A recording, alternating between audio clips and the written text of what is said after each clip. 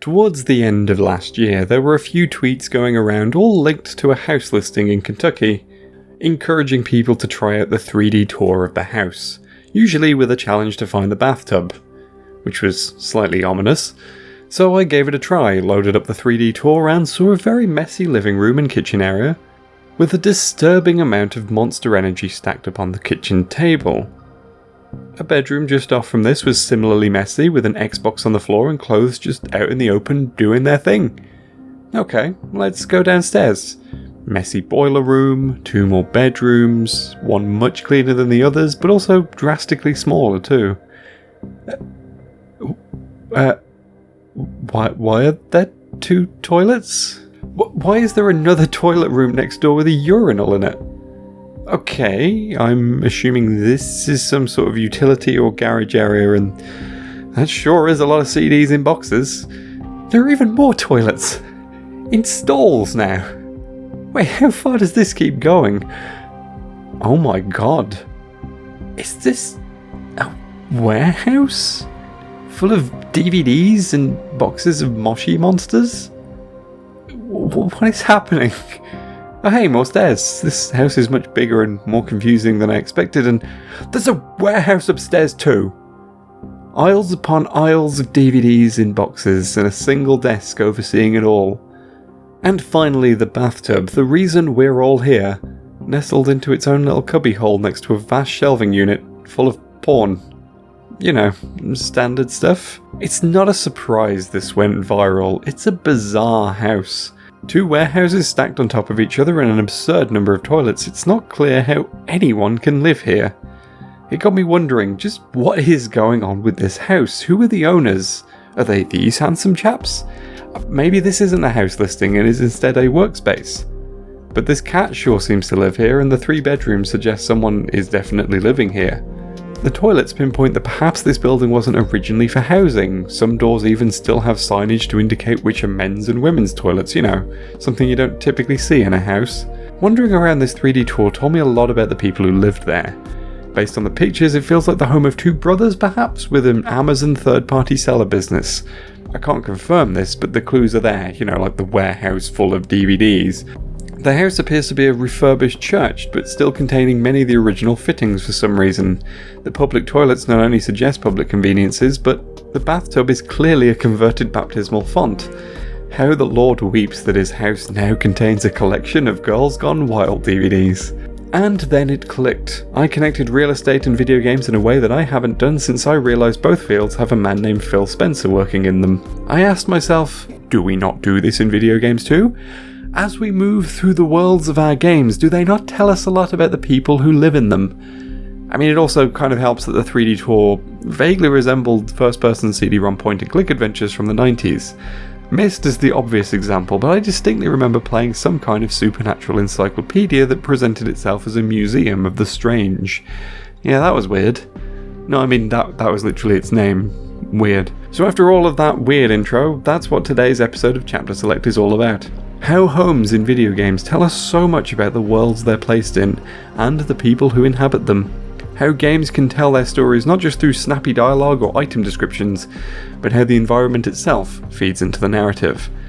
And if you think I'm crazy to say a 3D house tour on a property listing site is like video games, then allow me to present the first house that I wish to highlight.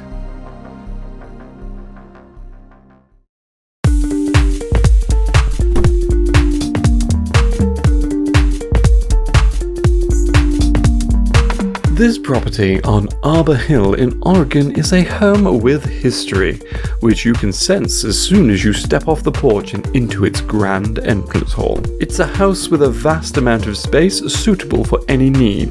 Just look at that staircase. Beautiful. Let's venture down this wing, where we can find an assortment of comfortable living spaces, including a TV room for family time, an office for all your home working needs, a small library for the bibliophiles out there, and a music room with an inbuilt bar perfect for relaxing at the end of a long day. In the other wing, your usual kitchen space is accompanied by a beautiful grand dining room that really shows off the history of this property. This wing also contains a greenhouse for the gardeners amongst you, and there is plenty of garage space. Upstairs, the 3 bedrooms are spacious and contain storage and an ensuite bathroom for the master bedroom, perfect for a family of 4 perhaps. An extra room currently used as a sewing room could be converted into a 4th bedroom if necessary. As we can see, this family currently has a teenage daughter, so it's a little messier than you might expect. All of this wasn't enough. A spacious basement provides plenty of storage or extra living spaces. An old servant's quarters could be converted easily into an extra bedroom if necessary, for instance. And quite literally topping it all off is a cozy attic space which could be converted into a room in its own right. All in all, the perfect place to come home to. Gone Home is the perfect example of environmental storytelling within a video game house because it quite literally is environmental storytelling in a house, the game. As you progress through the game, you pick up clues that help you figure out why the house is so empty as the protagonist Katie comes home from Europe. Because of her absence, she doesn't know what the rest of the family have been up to, and it's only through digging around that Katie is able to find that out.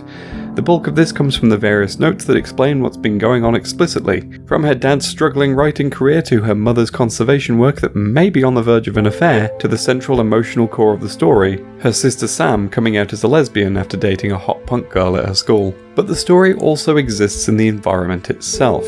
The pillow fort in the TV room, the cluttered kitchen table with pizza boxes, the red hair dye staining the bathtub, all pointing to Sam living here alone while the parents are away, before she decided to run away. And then there are the secret passages that indicate the house's history, with a creepy hallway hiding between the library and the master bedroom, and a secret room the girls use to conduct a seance behind the staircase.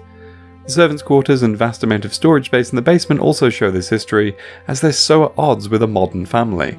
Well, you know, if the 90s count as modern, I guess. Hell, the time period of the game is represented throughout, from the SNES cartridges in Sam's cabinet to the shelves of VHS tapes in the TV room.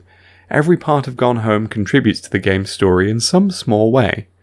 But while all this is explicit in Gone Home, every video game home tells its own story. Here's a personal favourite.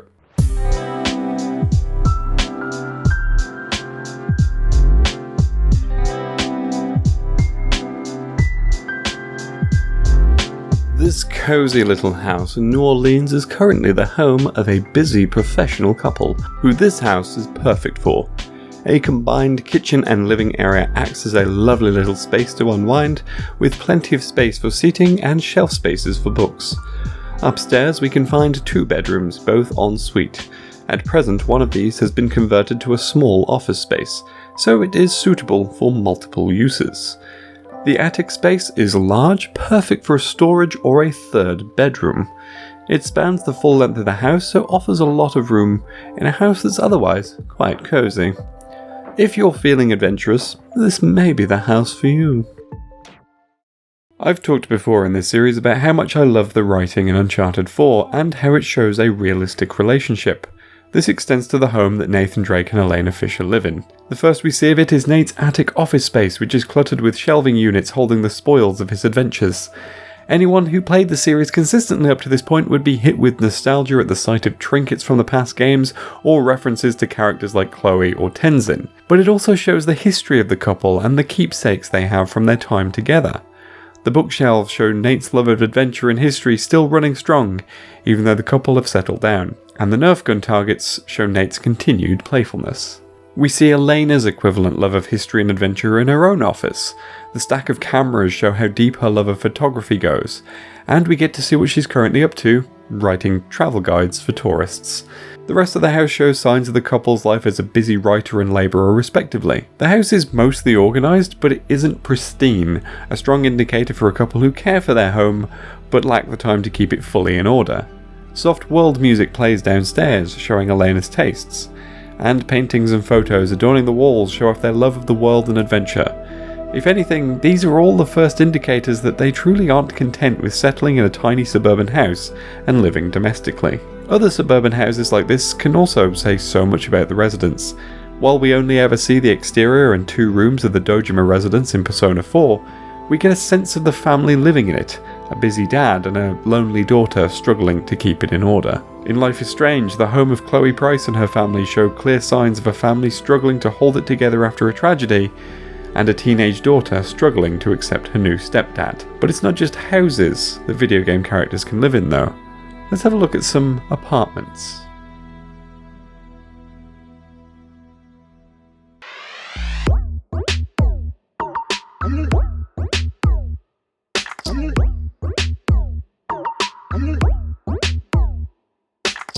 So, yes, this apartment is, cozy. A one-room studio apartment in the heart of Night City with a breathtaking view of the city. Everything is within easy reach. This corner is a handy office space with plenty of storage. There's a bathroom space over here with a toilet, shower and sink all in convenient compartments. And an inbuilt vending machine for all your late night needs, although stocking does cost extra, I'm afraid. The bed is this compact little hidey hole over here, allowing you to cocoon yourself away from the world for the night. On the other side of the apartment, a neat little living area for when you have company over, and plenty of inbuilt storage space. And, speaking of which, this door here leads to a walk-in wardrobe area, and, or, you know, whatever you want to store in here is fine. So, that's the apartment. If you'll excuse me, I have to get back to my office. No, it's fine. There's nothing wrong with the area or anything. I just have an appointment elsewhere. Yes. Say what you want about Cyberpunk 2077, and I'm sure you will, they did a good job with the details of this apartment that's home to V, the player character. It says a lot about the world and the situation V finds themselves in for much of the game.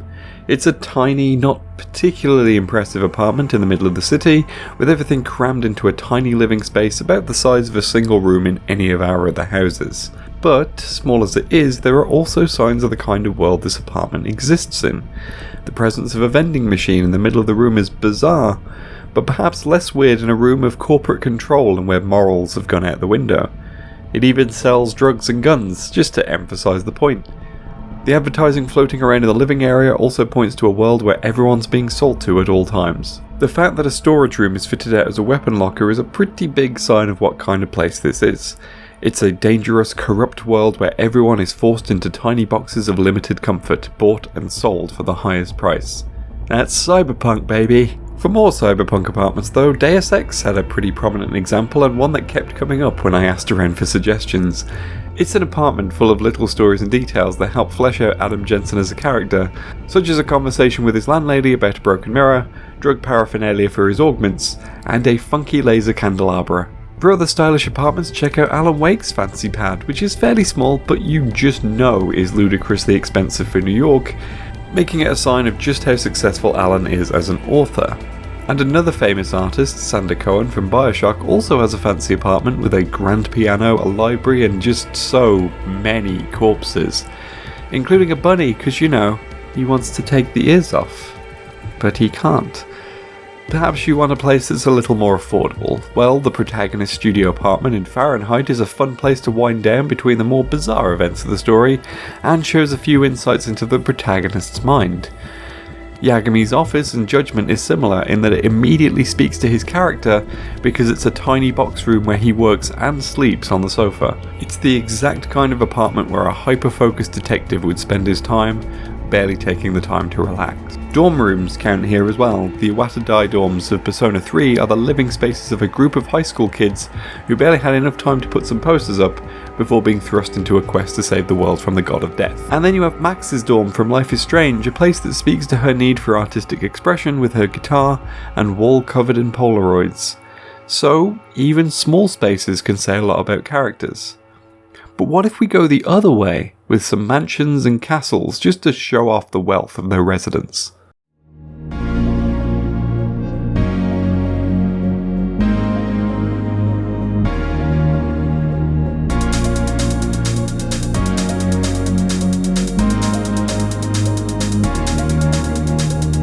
This vast mansion is the historical home of the Croft family and boasts an elegance and scale befitting such a prestigious name. Located in vast grounds in Surrey, the mansion has undergone numerous renovations over the years, often looking completely different every 7 years or so. The grand entrance hall says all that you need to know, with its large central staircase and overlooking balconies forcing the eye upwards.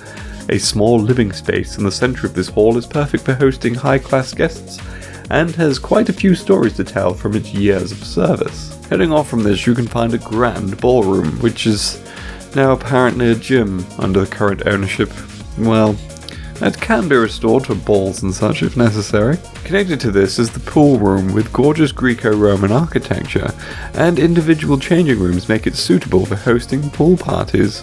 Upstairs, a grand library holds the history of the Croft family, with their records of history and archaeology making up the bulk of its contents.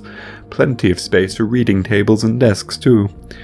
Following the halls downwards, you can find the exquisite master bedroom, featuring a walk-in wardrobe, a quiet enclosed space for a 4-poster bed, and a small study area in between. And the grounds are the cherry on top of this property, with a stylish fountain and a fiendish hedge maze enclosed within the home's immediate vicinity. This property will set you back quite a bit, but if you can raid your savings, it's perfect. You knew I was going to talk about this one. There are 3 versions of Croft Manor in the Tomb Raider series, with each of those versions having slight variations across the trilogies they appeared in. The first version was a lot smaller, largely because of technical limitations of the time. In the first game, it acted solely as a training area, a place where you could run downstairs, do an assault course in the ballroom and then leave, but the sequels added more features until Tomb Raider 3's version of the house featured 2 assault courses, one for training and one for challenge, while a whole complicated sequence of switches and exploration led to a racetrack being opened in the grounds. Oh, and you could lock the butler in the freezer. You can't forget that, that's very important Tomb Raider lore. The Legend trilogy changed the mansion, swiping the layout wholesale from the Angelina Jolie movies that had landed earlier in the decade. This time the house acted as a separate bonus level, built mainly around challenges and hidden secrets, taking the formula of Tomb Raider 3 and building on it massively. And then they burnt it down in Underworld. The reboot trilogy gave us a fully explorable new version of Croft Manor in the Blood Ties DLC for Rise, and this ramped it up even further. The layout has seemingly been built on the architecture of the Legend trilogy, but restructured to make it feel a little bit more believable, and an entire quest taking Lara to all parts of the mansion to uncover her family's past was added. And it was excellent, and they made it canon that Lara has locked the butler in the freezer. She set a trap for me. In the walk-in freezer, of all places. Before I knew what was happening, I found myself locked inside. All 3 versions of Croft Manor speak to who Lara is. She's the daughter of a lord and her mansion is inherited. Rise makes this clear because the entire quest contained in the DLC is about proving her right to it. The presence of family busts and the family crest point to a place of history and heritage too. The crest has also shown up in the Legend trilogy, although the original games didn't really play this element up too much, possibly down to technical limitations of the time. But all versions of Croft Manor do say a lot about Lara as a character. All 3 feature complex treasure hunts that suggest she can't just sit and relax, that she needs to explore and solve puzzles, even while at home. It also kind of suggests that her butler has to bring in the builders every time she flies out somewhere, so that she has a new challenge waiting for her when she returns, which is possibly why it never has a consistent look. The presence of assault courses in the first 2 variants also point to Lara's athleticism, and how for her, exercise has to involve flinging herself around her own house. Yoga is far too boring for her. Rise of the Tomb Raider lacks the assault courses, but she also hasn't been living in the manor either, which is why this version is dilapidated, with severe roof leaks in the entrance hall and the entire west wing shattered by a fallen tree. It's dusty and disorganised, something which gets tidied up a little at the end of the DLC episode. This represents Lara's personal journey too. She wants to abandon the house and leave painful memories behind, but by the end of digging through her past, she determines that it's worth holding on to and makes it her home. Which might also suggest that what comes next is the moving crates of the first game anniversary, another scenery element which shows Lara's place in the story at the time of the game. See, that's how you unify the timelines. Even though this is a house that's been constantly revised and rebuilt, every version of it paints a picture of Lara as adventurous, curious, and kind of at odds with her refined upbringing. But while her manor is one of the most famous in games, it's not alone. Other mansions in games are great at showing off their residents' personalities, with games often using the vast space to great effect. Much of Dishonored 2 is set in mansions that show a decadent upper class, living with technology much greater than the ordinary folk.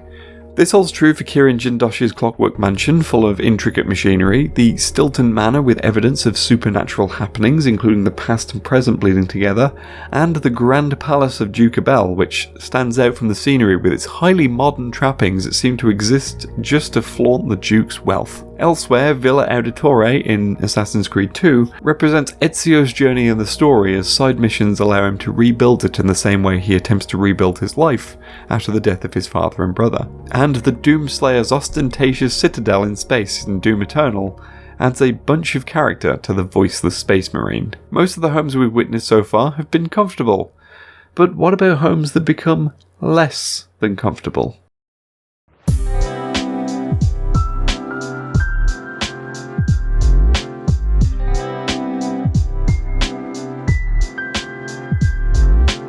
Welcome to this lovely little Japanese house. The front door opens into a quaint little entrance hallway with easy access to each of the ground floor rooms. To the left on your entrance, you can find a small bathroom with a sink and a shower. The toilet is in a separate room just down the hall. Next to that is this lovely little altar room, a place to meditate and reflect. A storage space next to that has been converted by the current owner into a darkroom for developing photographs as part of her work, which just goes to show the versatility of the spaces within the house. But the centerpiece of this ground floor area is the spacious living area, with the kitchen cut into it at the back with a window space between the two so you can cook while chatting to any guests that you might have over, or just chatting with the family as they watch television. It's a huge space that's perfect to relax in. Upstairs there are 3 bedrooms, all branching off this central hallway. Rooms are roughly the same size, but allow plenty of space for storage or wardrobe space. Attic access is in the smallest bedroom and offers a good degree of additional storage space. I'm sorry, what? You've heard this place is haunted? Well, I'm afraid I don't know much about that. Silly rumours, I expect.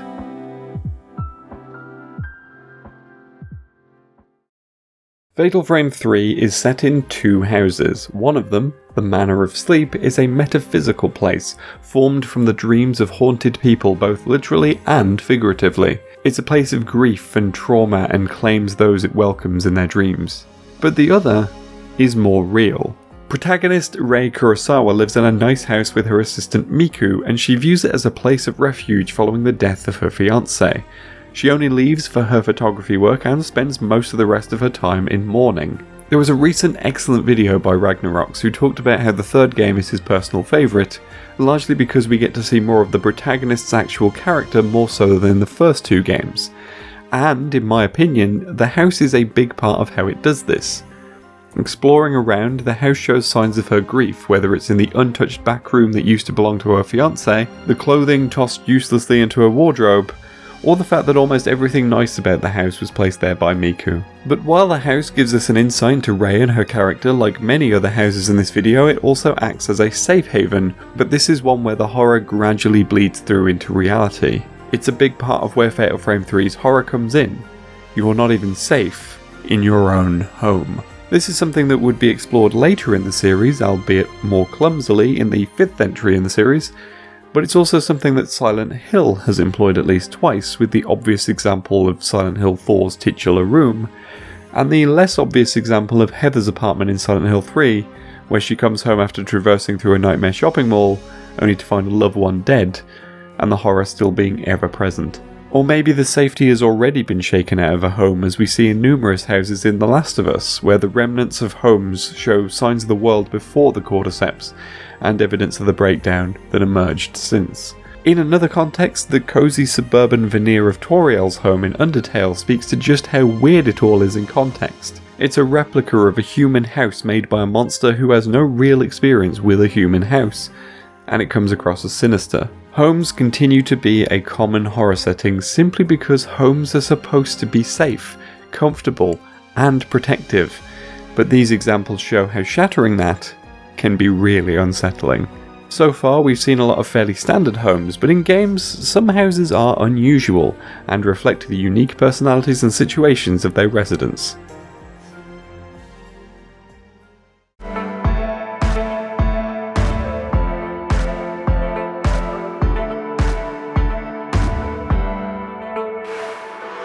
This house is a diamond in the rough. A cute little cabin tucked away from the Midgar slums, this house is a cozy hiding spot away from the grime and crowds of the city. The lower floor is a beautiful little dining area with a side kitchen making excellent use of the limited space and with light streaming in through the windows.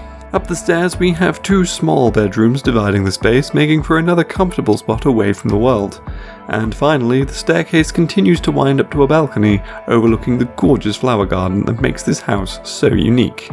The only place in the city where you'll find a view such as this one, in fact. Clearly, the current residents have a real knack for nature. Aerith's home in Final Fantasy VII, both the original and the remake, demonstrate just how little Aerith belongs in the city of Midgar. While much of the city, and especially the slums, are barren, polluted, and harsh, Aerith's house is a beacon of beauty and nature.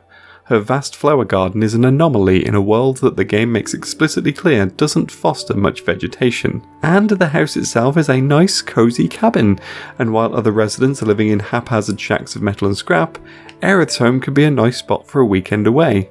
Sure, it's small, but it's so homey. Of course, all of this points to Aerith and who she is as a person, a bright sunshine presence in a gritty world of misery. And it ties in nicely with her innate magical healing abilities in battle, which she is able to use to nurture the flowers that she sells.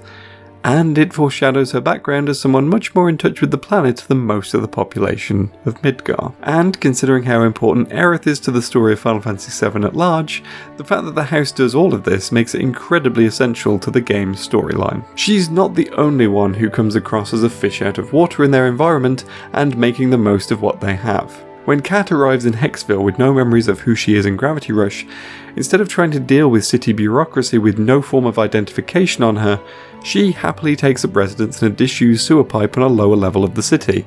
She seems to genuinely enjoy living there too, which speaks to her carefree nature.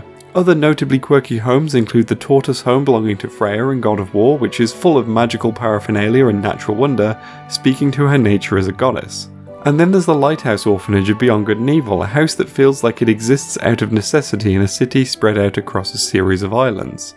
And the House of the Finch family and what remains of Edith Finch is a winding maze-like nonsense structure that speaks to the family's troubled history and lineage of weirdos and eccentrics. Those forced to the margins or those who choose to live there all make do with what they can. Persona 5's protagonist is forced to live in a family friend's attic space above a cafe, and as the game progresses he turns it from a dusty storeroom into a fairly cozy living space. The deserter towards the end of Disco Elysium lives in an abandoned sea fortress, seemingly resigning himself to a life on a faraway island, and his surroundings point to a miserable life there. And finally, all this talk of living on the margins is probably most prominent in the house of This War of Mine. It paints a miserable world of war where houses have been shelled and need to be patched up, and a tree house attached to a house with no children in it points to it being an abandoned house a ragtag group have decided to hole up in together. While the outcome of the game's story is down to the player in each playthrough, the safe house is a quick shorthand to the game's setting, but it also isn't the only house that the player can influence. Oh, hello there, welcome to my humble abode. Let me show you around.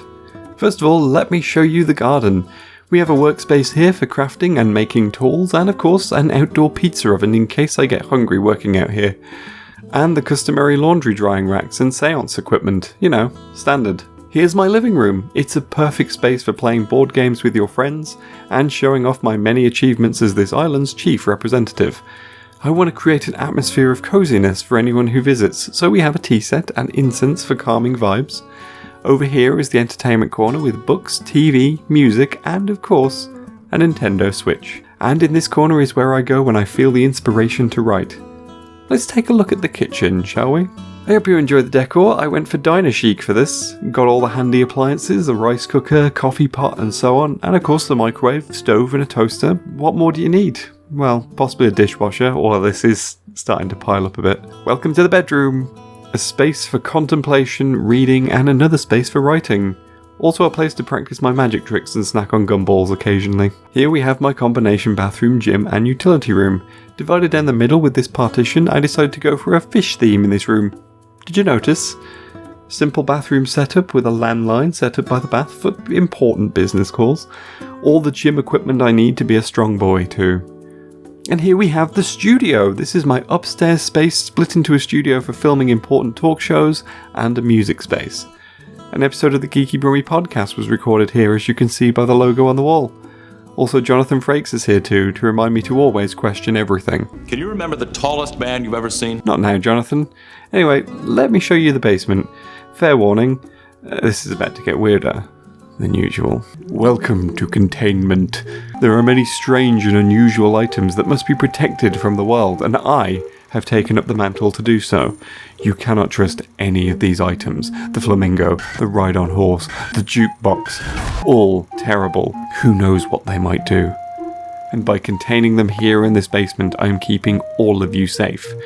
Anyway, now that I've shown you that, I have to kill you. Not really, folks. You may leave, or come and chill by the fire with me outside. It's a lovely day. Let's have some pizza from my outdoor oven. Lovely. While much of this video has talked about how game designers have used houses to tell stories about their characters, video games provide us with the unique ability to tell our own stories.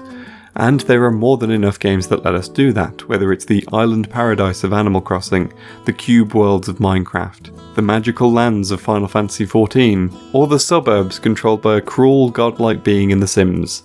And I mean you're the cruel godlike being in The Sims. If you're not convinced about how effective in-game houses can be at helping games tell their stories, think back to any house you've built or customized in a game, and consider why you made those choices.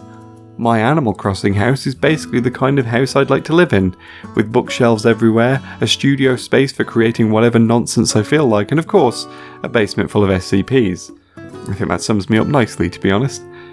And all of that just goes to show how video game scenery can be essential to storytelling, and it's a form of storytelling unique to video games, which let us explore these spaces at our leisure, and gradually uncover clues about the people who occupy them. And so, as we come to an end, let me hand it back to you. Tell me about how you've told your story in a video game house, and let me know if you feel I've missed any notable homes from games that you love. You can even discuss this on the new Discord community I've set up. It's open to all, and I'm still building it up, but it should be a lot of fun. The link is in the description. And on that note, it is time to pack up and go home. Leave a like on the video if you enjoyed it, and make sure you're subscribed for more like this. If you can, I'd also appreciate if you could provide some support over on Patreon, where you'll be thanked with early access to new videos and some exclusive behind the scenes stuff. And with that, I will see you soon. Thanks for watching.